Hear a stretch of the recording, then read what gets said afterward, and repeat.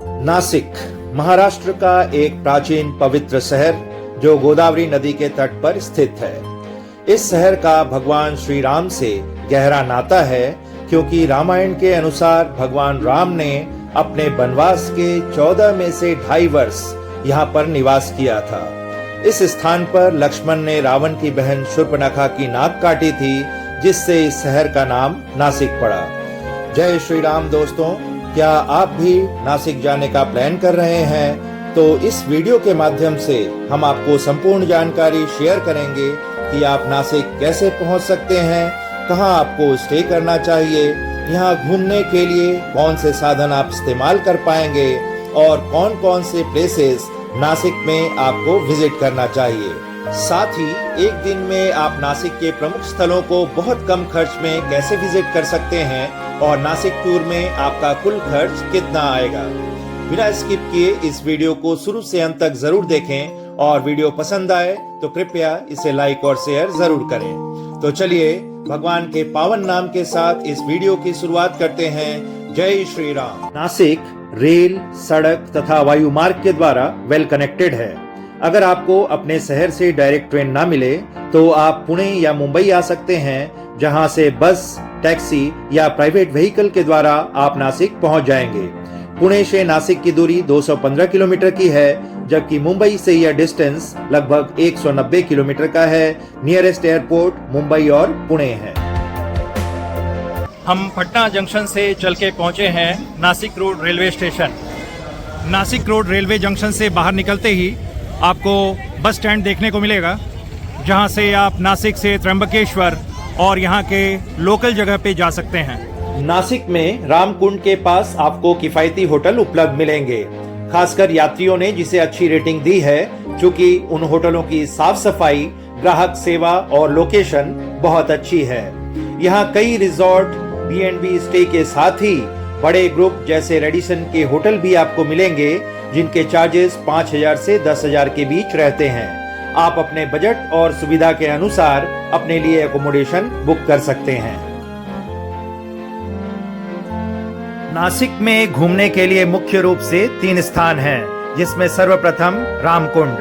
नासिक का रामकुंड गोदावरी नदी तट पर स्थित एक पवित्र कुंड है, जिसे भगवान राम के नाम पर नामित किया गया है और यह उनके वनवास से जुड़ा हुआ है। यह स्थान तीर्थयात्रियों के लिए महत्वपूर्ण है, जहां भक्त स्नान करते हैं और अपने पूर्वजों की अस्थियों को विसर्जित करते हैं। ऐसा विश्वास है कि गोदावरी नदी उनके पापों को धो देती है। यहाँ हर 12 वर्ष में सिंहस्थ कुंभ मेला भी लगता है, जो आने वाले वर्ष 2027 में लगने वाला है। शाम को रामकुंड पर ही भव्य आरती का आयोजन किया जाता है, जिसे देखने के लिए श्रद्धालुओं की भारी संख्या यहाँ मौजूद रहती है। नासिक में रामकुंड के तट पर आप देख पाएंगे प्राचीन गोराराम मंदिर, जहां प्रभु श्री राम विराजमान हैं। हम उनके दर्शन के लिए भी आपको लेके चलेंगे। रामघाट पर मेरे पीछे आप देख रहे हैं प्राचीन गोराराम मंदिर। इस मंदिर का नाम भगवान राम की एक सफेद मूर्ति के नाम पर पड़ा है, जिसका निर्माण 1782 में करवाया गया था। इस मंदिर की देखभाल पद्मनाभ परिवार द्वारा की जाती है।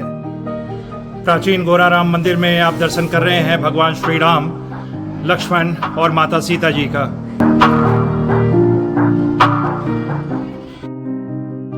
सरयू घाट पर ही आपको गंगा गोदावरी मंदिर के साथ ही स्वयंभू अर्धनारीश्वर मंदिर भी देखने को मिलेंगे। अब हम पहुंचे हैं नासिक के सबसे प्रमुख कपालेश्वर मंदिर। यह मंदिर गोदावरी नदी के पास रामकुंड के निकट स्थित है। नासिक का कपालेश्वर मंदिर 12 ज्योतिर्लिंगों के बाद सबसे पवित्र मंदिरों में से एक माना जाता है, जिसकी स्थापना भगवान शिव ने ब्रह्म हत्या के पाप से मुक्ति पाने के बाद स्वयं की थी, जब उन्हें नंदी से मार्गदर्शन में समाधान मिला था। भगवान शिव ने नंदी को अपना गुरु माना, इसलिए उन्होंने नंदी को अपने सामने मंदिर में बैठने की अनुमति नहीं दी, जिसके कारण कपालेश्वर मंदिर में आपको नंदी की मूर्ति नहीं दिखेगी। कपालेश्वर मंदिर एकमात्र ऐसा शिव मंदिर है जहां भगवान शिव के वाहन नंदी की मूर्ति स्थापित नहीं है। नासिक मंदिरों का शहर है। हम रामकुंड से अब चलते हैं श्री राम के एक और प्रमुख मंदिर की तरफ, कालाराम मंदिर। रास्ते में आपको लकड़ी से बने कई पुराने मंदिर भी दिखेंगे जो पेशवाओं के जमाने के हैं। इसी रास्ते में आपको कई होटल्स मिलेंगे जहां पर आप भोजन कर सकते हैं। जब भी आपका नासिक आना हो तो यहाँ का फेमस मिसल पाव जरूर ट्राई करें। चलिए अब हम पहुंच गए हैं नासिक के प्रमुख कालाराम मंदिर। रामकुंड के बाद हम आपको लेके आए हैं पंचवटी। पंचवटी में सबसे प्रमुख नासिक का कालाराम मंदिर। नासिक के पंचवटी में स्थित यह एक प्राचीन मंदिर है जहां भगवान श्री राम ने अपने वनवास का समय व्यतीत किया था। इस मंदिर का निर्माण 1782 ईस्वी में सरदार रंगराव उड़ेकर ने की थी, जिन्हें सपने में गोदावरी नदी में भगवान राम की काले रंग की मूर्ति तैरते हुए दिखी थी। यह मूर्ति नदी से बरामद हुई और मंदिर में स्थापित की गई, जिससे मंदिर का नाम कालाराम पड़ा।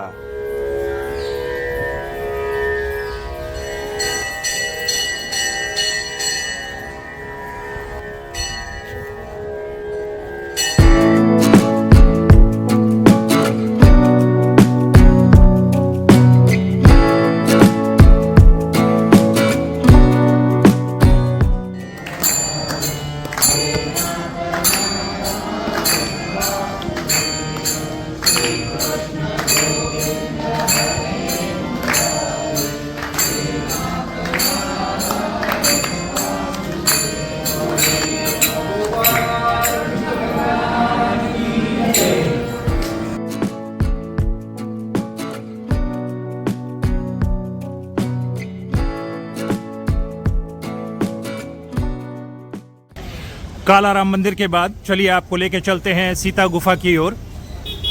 पंचवटी नासिक में स्थित एक पौराणिक और धार्मिक स्थल है जिसका नाम यहाँ मौजूद 5 प्राचीन वट वृक्षों के कारण पड़ा।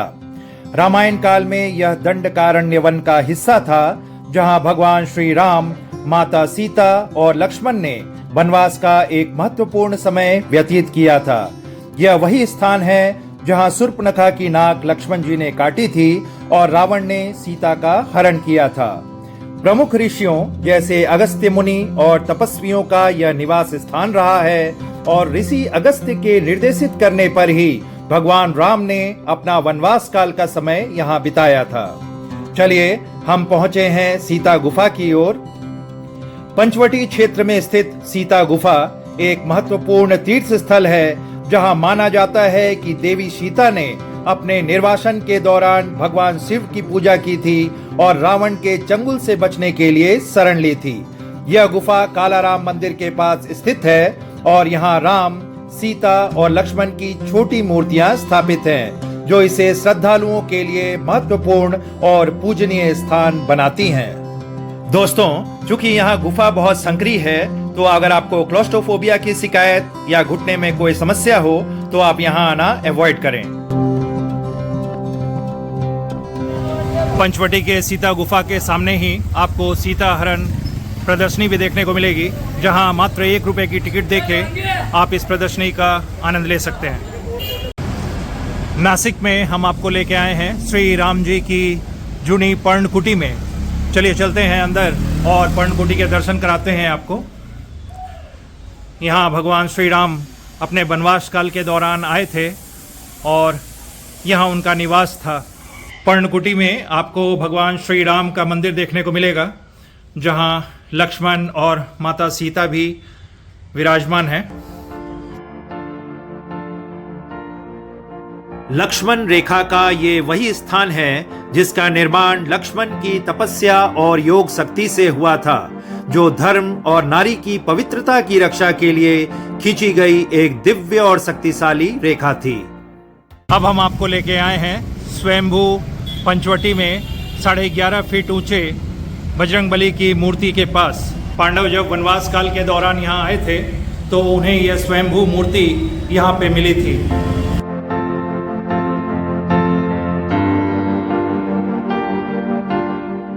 साढ़े 11 फीट ऊंचे हनुमान जी की मूर्ति के पास हम पहुंचे हैं। हमारे साथ यहाँ के पुजारी जी, हम उनसे इस मंदिर के बारे में कुछ जानना चाहेंगे। प्राचीन काल में द्वापर युग में आज से 5100 साल पहले ये हनुमान जी एक कांटों के विशाल पेड़ के नीचे, मोटे झाड़ के नीचे, इसी अवस्था में स्वयं प्रकट हुए पांडवों की रक्षा के लिए। 11.5 फीट ऊंची मूर्ति, 7.5 फुट कमर का घेरा है। आपकी कोई मनोकामना या कोई मन्नत है, भगवान से मांगे, अवश्य पूरी होगी। ऐसा इस मूर्ति में चमत्कार है। गोदावरी नदी के तट पर स्थित पंचवटी में यह वही स्थान है जहां से रावण ने माता सीता का हरण किया था।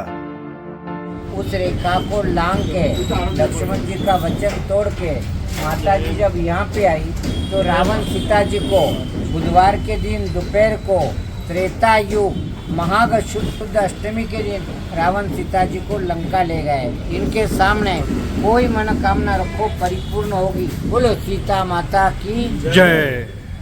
हम आपको लेके आए हैं नासिक के श्री लक्ष्मी नारायण मंदिर। नासिक में 12 वर्ष के पश्चात जब कुंभ का मेला लगता है तो जितने भी साधु सन्यासी हैं वो सबसे प्रथम दर्शन श्री लक्ष्मी नारायण मंदिर के करने के पश्चात ही आगे रामघाट पर कुंभ स्नान के लिए जाते हैं। मंदिर प्रांगण का दृश्य आप देख रहे हैं।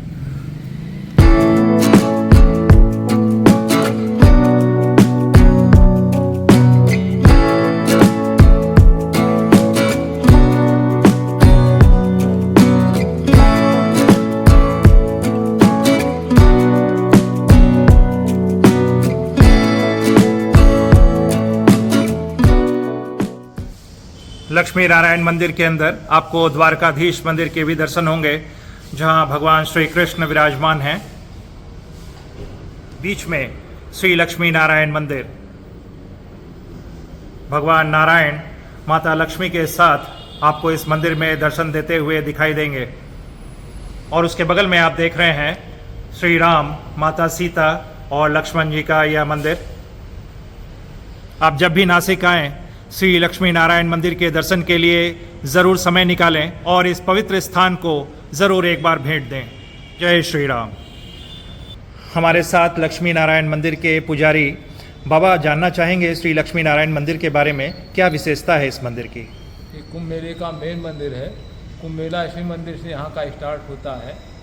ये 3-4 किलोमीटर का एरिया तपोवन है।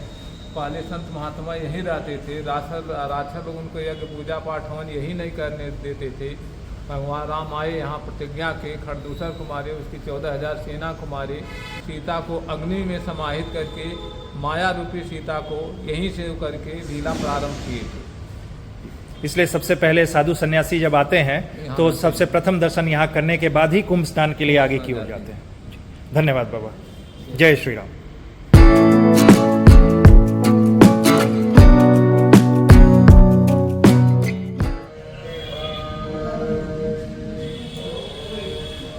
दोस्तों, नासिक दर्शन के कुल 3 पड़ाव हैं। सबसे पहला रामकुंड, दूसरा पंचवटी और तीसरा तपोवन। तपोवन में हम आपको लेके आए हैं भगवान श्री राम के 61 फीट की मूर्ति के दर्शन कराने।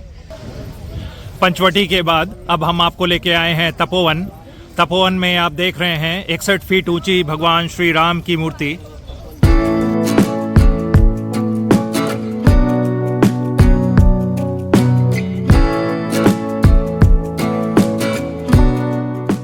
लक्ष्मण जी के इस स्थान पर तप करने के कारण इस स्थान का नाम तपोवन पड़ा। श्री राम की 61 फीट मूर्ति के कुछ दूर पे ही वह स्थान है जहां लक्ष्मण ने शूर्पणखा का नाक काटा था, जिसके कारण इस स्थान का नाम नासिक पड़ा। चलिए उस स्थान के भी आपको दर्शन करवाते हैं। नासिक का तपोवन रामायण काल से जुड़ा एक ऐतिहासिक और धार्मिक स्थल है। यह वह स्थान है जहां भगवान राम, लक्ष्मण और सीता ने वनवास के दौरान निवास किया था। तपोवन में हम आपको उस स्थान पर लेके आए हैं जहां लक्ष्मण जी ने शूर्पणखा की नाक काटी थी, जिससे इस शहर का नाम नासिक पड़ा।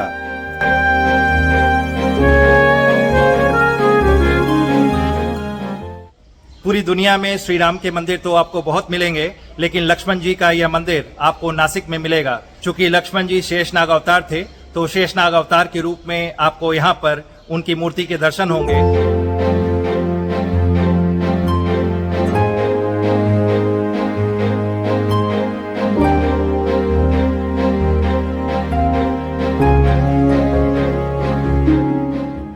तपोवन में अब हम आपको लेके आए हैं कपिला गोदावरी संगम पर। तपोवन में यह कपिला और गोदावरी नदी का संगम स्थल है। मेरे दाहिने तरफ से बहते हुए गोदावरी नदी आप देख रहे हैं, जो आके मिलती है बाईं ओर से प्रवाहित होने वाली कपिला नदी से, और यहाँ पर इन दोनों का संगम होता है। और यह तीर्थ क्षेत्र इस संगम के बाद कपिला गोदावरी संगम तीर्थ क्षेत्र के नाम से जाना जाता है। तपोवन के संगम स्थल के पास आपको 3 कुंड के दर्शन होंगे। प्रथम सीता कुंड, जहां माता सीता स्नान करती थीं। दूसरा अग्नि कुंड, जहां माता सीता ने अग्नि समाधि ली थी। और तीसरा मुक्ति कुंड, जो त्रिदेव ब्रह्मा, विष्णु और महेश को समर्पित है, जिन्हें राम का साक्षी माना जाता है। यहाँ आपको त्रिदेव के चरण चिन्हों के भी दर्शन होंगे।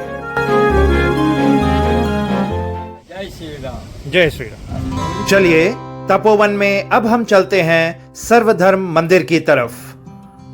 नासिक के तपोवन में स्थित यह मंदिर धार्मिक सद्भाव का प्रतीक है, जिसमें विभिन्न धर्मों के देवी देवता तथा प्रतीक रखे गए हैं और ये मानवता के संदेश को प्रचारित करते हैं।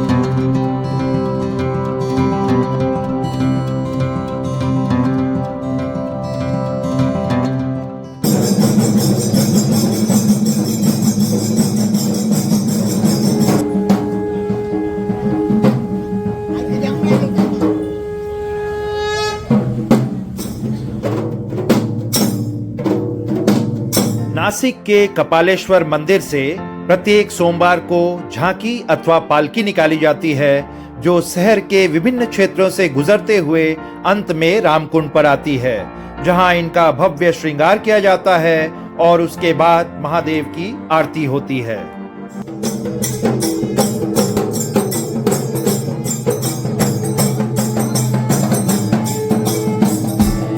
चलिए अब शाम ढल रही है, फिर से चलते हैं एक बार गोदावरी के तट पर, जहां संध्या आरती की तैयारी की जा रही है।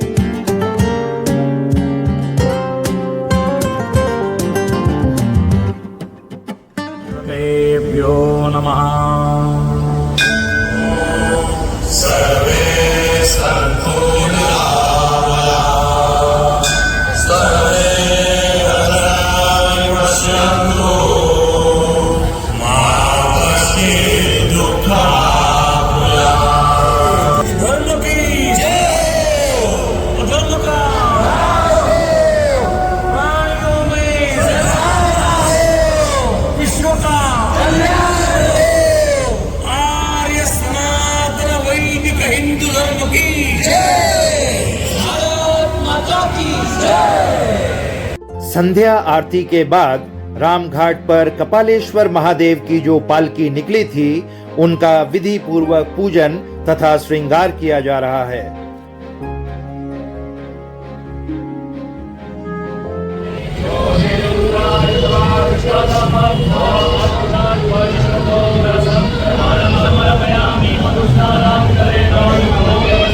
नासिक से लगभग 30 किलोमीटर की दूरी पर द्वादश ज्योतिर्लिंगों में से एक त्र्यंबकेश्वर ज्योतिर्लिंग स्थित है, जिसका वीडियो आपको बहुत ही जल्द हमारे चैनल पर देखने को मिलेगा। स्वीकार देवतांनीच करायला पाहिजे। आम्हाला हा सर्व प्रभाव मात्र दिसला। शिवांच्या अगर आपको हमारा यह प्रयास पसंद आया हो तो वीडियो को लाइक और शेयर जरूर करें और चैनल पर नए हो तो इमेंस एक्सप्लोरर को जरूर सब्सक्राइब करें।